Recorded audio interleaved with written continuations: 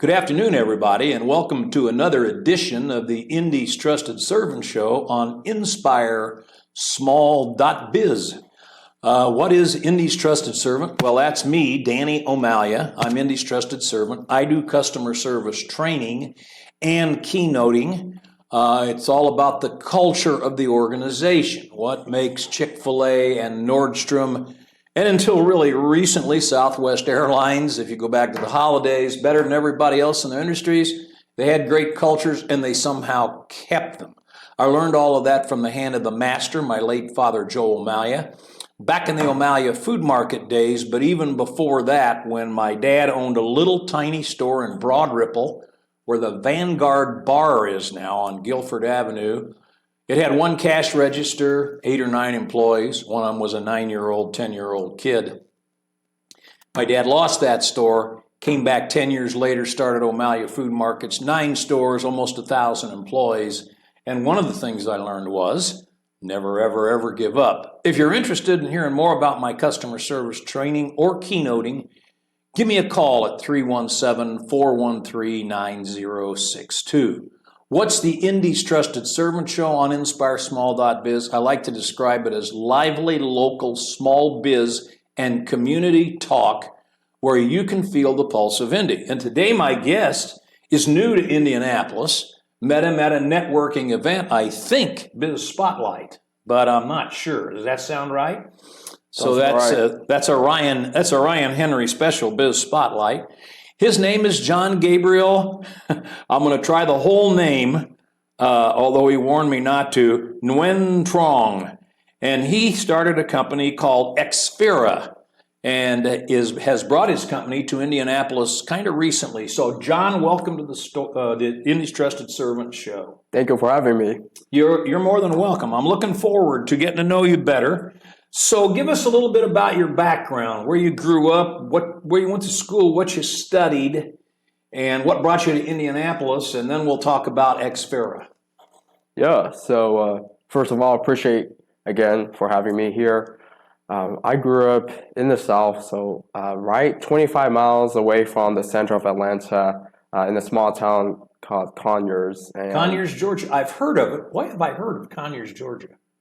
Yes, there has been some events down there, alleged apparitions. You may have heard of it for that reason.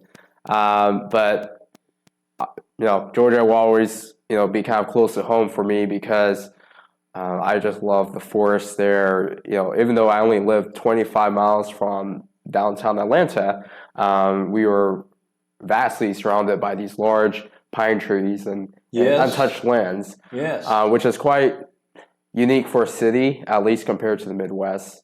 Then, when I was like around 8 or 9, my family moved to St. Louis to support my siblings as they went to St. Louis University. Oh, Billikens. Yes. St. Louis Billikens. So, lived there for technically like the rest of the half of my life there. I went to St. Louis University. You did? Okay. Yes, and studied sociology and forensic science. Why forensic science? Good question. I was very interested in getting involved with criminal investigation sort of work. Okay. So, yeah, I've done work in some investigations before, but that sort of moved on when I sort of realized the importance of entrepreneurship, and plus my mother was an entrepreneur, my family as a whole. So, really? Okay. I sort of moved on from that for the time being. Not saying that I wouldn't go back to that. My sister lived in Indiana, Evansville, so that's where I moved out there to. So how long ago did you move from St. Louis to Evansville? Moved out to Evansville in 2021. 2021, okay. Yep. So that's. Now, what were you doing at that point? I actually started XPHERA a little bit before then. Okay. Was purely work focused on XPHERA. I did have older contracts and gigs I did to support the company as we bootstrapped. But we basically started out somewhat in St. Louis, and then I moved to Evansville. Now, you moved to a smaller market. I did. So was that a concern? I moved because my sister was in Indiana.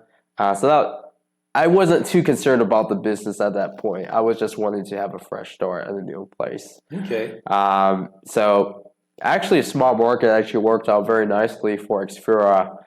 I think just because of the fact that it's more easy to reach people who are able to buy my products than, let's say, a larger town like Los Angeles. I was in Los Angeles earlier this year, and it's I would say for an entrepreneur it could be a nightmare in some ways. Just too big and unwieldy, right?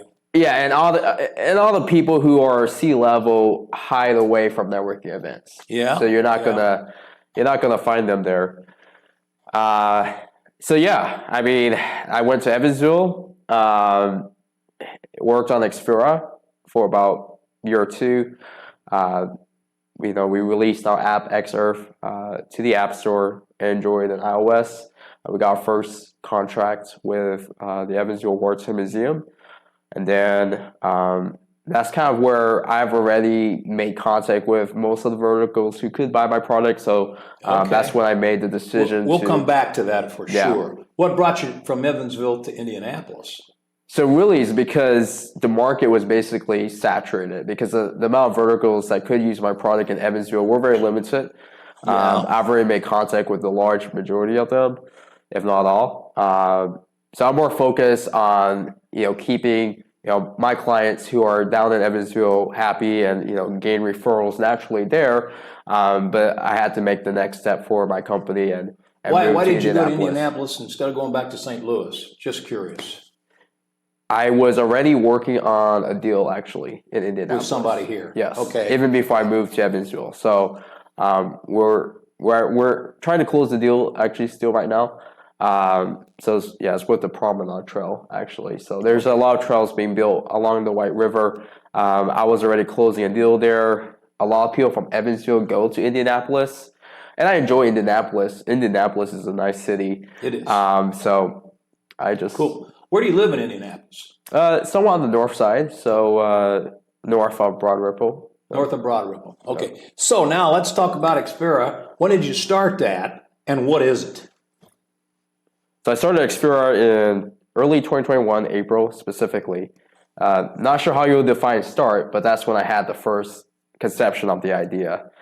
And the idea it's just a flash of thought, really. Like, I wouldn't say the idea is mine purely.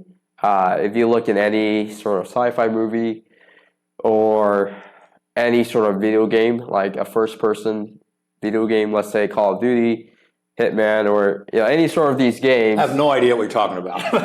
Yeah, no worries. But if you've seen those movies where it's like the person has the ability to walk through let's say a new environment, and then they can see overlays around them in real time, telling them more about the place. That is sort of where video games and movies overlap there. So you didn't major in anything like this in school at St. Louis U? That's correct. Right, which is pretty common. Yeah.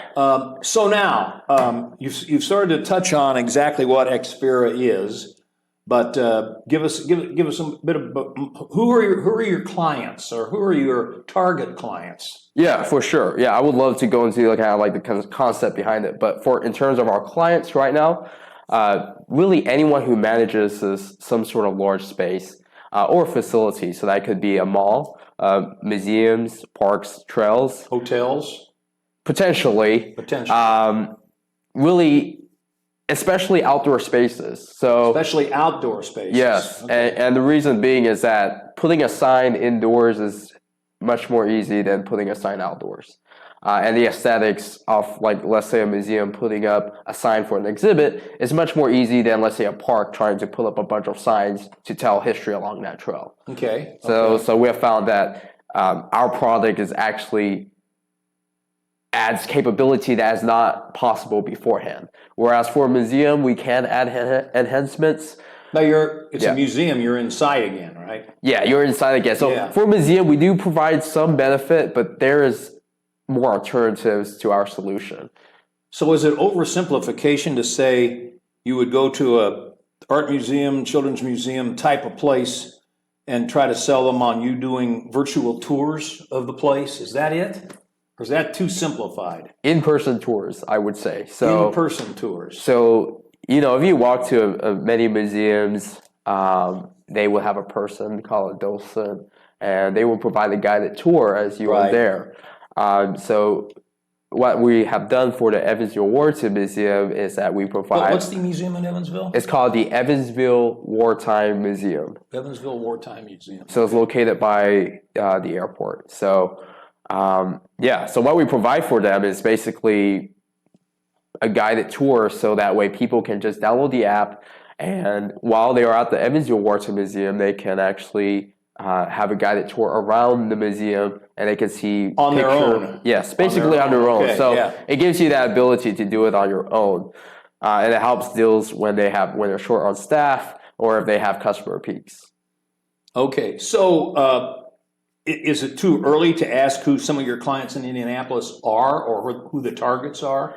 Yeah, so actually not. We recently started working with Indiana Landmarks, specifically with the Black Heritage Preservation Program. So I was actually this weekend on Indiana Avenue testing our software along there. So basically, as you walk along Indiana Avenue, and depending on your GPS location, our app can start giving you different picture, video, or audio relevant to that specific site. So along Indy Avenue, there's a lot of Black historically significant sites, including, there was a nightclub, recording studio, and many of these sites are now just parking lots that cars are just parked on. So there's no way to really, you might see a little plaque here and there, but there's no true way of learning history and even being able to know that it exists. That leads to another question. Would you be trying to get schools to sign up with you for this, so that they can educate their students about all these buildings that aren't there anymore? That is a very good idea. I have not considered. No, not yet. That might be something you might look into. Yeah. So that's a good example. And of course, I'm a lot older than you. I can remember when all those buildings were around on Indiana Avenue. Right. But eventually, about all that's left there now is the Walker Theater. You ever been in there? No, I have not. You should go check that out, especially with what you're doing there. Is it the Madam Walker? Yeah. Okay, I'm going there this Wednesday. Okay. So. You know who Madam C.J. Walker was? She was a cosmetics impresario from Indianapolis. So that's why it's the Walker Theater. So I'll give you a head start there. Yeah, I have a lot to learn. Yeah, well, I've been around here a long time. Yeah, I was in Bloomington just earlier today. So we're trying to build a guided tour up in Bloomington because there's also significant Black history there as well. Yeah. I'm sure there is. Why? How'd you hook onto Black history? I did not on purposely target Black history, but they did find me actually, and really? we kind of met we did meet at a lecture. I met Eunice at a lecture actually, who's the director for the Black Heritage Preservation Program. Ah, okay. And so the networking thing. Well, sort of. It was a lecture, and we provide significant value to that specific sector because there's actually a lot of monuments that should have been built for Black history but haven't been built.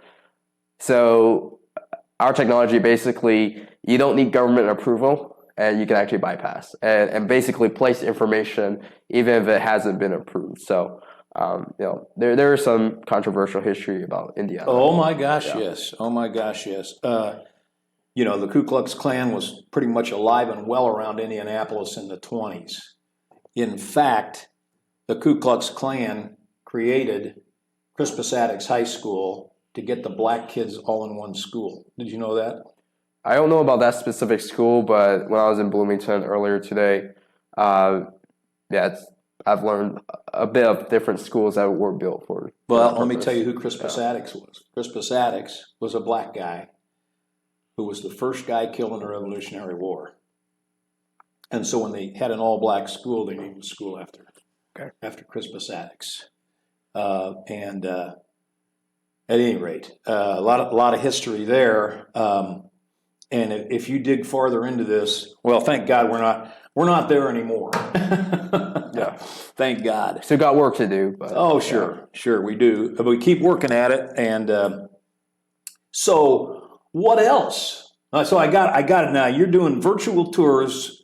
So if I want in person, I usually use the term augmented reality versus virtual reality. So let's say you get the Children's Museum, just for the sake of argument. Sure. And I'm trying to find out how I might get a virtual tour for myself of the Children's Museum. Could I go to your website? How does that? How do people find out that you're the guy doing this, and that's how they find these virtual tours? That's a good question. So in person, and we would actually work with the museum to put up signs and plaques so that when people are actually there, they can have either a guided experience or an enhanced experience, or both. So our platform has been usually more focused towards the utility side of things, where it's more providing basic information about different rooms or different exhibits, right? But you would just see a plaque, and you would just download the app when you're there, and then you have that enhanced experience as you walk around. If somebody wants to know more about what you're doing, maybe they're at a museum now, or, how do they get a hold of you? I would say you could send a call or a text to my number, and I did provide that. Tell us your number. It is 812-760-5625. 812, is that Bloomington? Evansville. That's Evansville, okay. But it's also Bloomington as well. It is, okay, 812. 812-760-5625. Is that the best way to get a hold of John Gabriel? Yeah, you'll get to me directly. You can call at 5 a.m., you'll get to me. And you will return calls, right? Yes. Good for you. A lot of people of your generation won't do that. Oh, you want to be sure, just leave a text or a voicemail. a text or a voicemail. Okay, great. So now you've only been in Indianapolis how long? Since the beginning of August of this year. Wow. Ryan and I must have been two of the first people you met here, right? Pretty cool. Yeah. Pretty cool. So now you're a one-man show. You don't have any employees. We're a team of 7. You got 7 people. Yes. Now, what do these 7 people do? So the large majority is on the technical side. So our head of research and development, he is located in Dublin, Ireland. So he's actually reaching his 2-year anniversary very, very close with us. So I would say that's one of the most things I'm proud of with XPHERA is our very talented and dedicated, but not only talented and dedicated, but highly experienced team. How'd you hook up with a guy from Dublin, Ireland? Networking online. So okay. I did network just like a traditional recruiter. So basic recruiting methods on LinkedIn. Our head architect, he's based off Evansville, so I met him in person. So he has also been key to our platform. We have a few other contractors who also have their own companies as well, and they're working with us. Okay, none of these people are in an office together. They're all scattered a little bit, right? Yeah, we're still a remote company, and we have get-togethers, especially in Evansville. Our head of research and development, we're getting him to the U.S. here very soon. Bet you can't wait for I-69 to get totally finished. Yeah. Well, you should have seen it before. Yeah. Well, yeah, I-69 is pretty neat, especially driving during the sunset. Boy, getting from Indianapolis to Evansville was one of the most painful drives in the world. You had to go through Terre Haute and then down 41, and there, as the crow flies, you couldn't go. A pain in the neck. Well, this is just a fascinating thing. So let's go back to what you said before. You mentioned museums, right? Yeah. What are some of the other target industries? Yeah, so we're actually finding out targets, like new targets, as we go along the market. So parks and trails. Oh, okay. Well, there's plenty of parks and trails in Indianapolis and Carmel and all over the place. Yep, right? Especially parks and trails that really care about the education and kind of telling history and story to not only their present visitors, but pulling in new visitors to their centers. If it's just a park that's just focused on providing some recreation, that wouldn't be a good. Okay, besides the Biz Spotlight thing, where are you networking? So I've actually started to focus on more conferences. So I'm sort of networking less actually. So you'll see me at less networking events now, especially with my I have a pretty tight schedule. But I was at a conference 2 weeks ago in Muncie. So there was a week-wide preservation conference there, and we connected with a lot of Main Street organizations. So we made pretty good progress there. And then there's also a conference coming up this November in Orlando. So okay, so you're going more towards conferences instead of just local networking. Yeah, I will still do some local networking here and there, but kind of sort of to reach the people who can partner with us. They are usually at these conferences. How are you feeling now about long-term being in Indianapolis? You think you're going to be staying here for a while? I mean, yeah, I have basically being in Indianapolis, we have access to Cincinnati, Chicago, St. Louis, Bloomington, St. Louis, Evansville. So for sure, 3 to 5 years here. If I do, I'll have to make sure that that we have a strong presence in the Midwest. But I think Indianapolis would be. It's a perfect place. We're blessed with the interstate highway system. You can get to all these cities, and if you go out a little bit, Nashville, Louisville, Nashville, Knoxville, quicker from here than any place else. So think that through before you move, because this is a terrific place for somebody that's trying to get a hold of people in these other markets. But we have a long way to go, so I haven't thought about that yet. Okay, that's great. So John Gabriel with XPHERA, how do you want to end this? I would just like to say that kind of the cornerstone behind XPHERA is bringing what is usually thought of as science fiction into the hands of everyone. Okay. So, what we have done, especially, there's a video on our website we recently released for the Evansville Warson Museum. Give us that website. It is www.xphera.earth, which is spelled XPHERA.EARTH. .earth. Okay. Yes. So unique, unique ending part. But and give us your phone number one more time. 812-760-5625.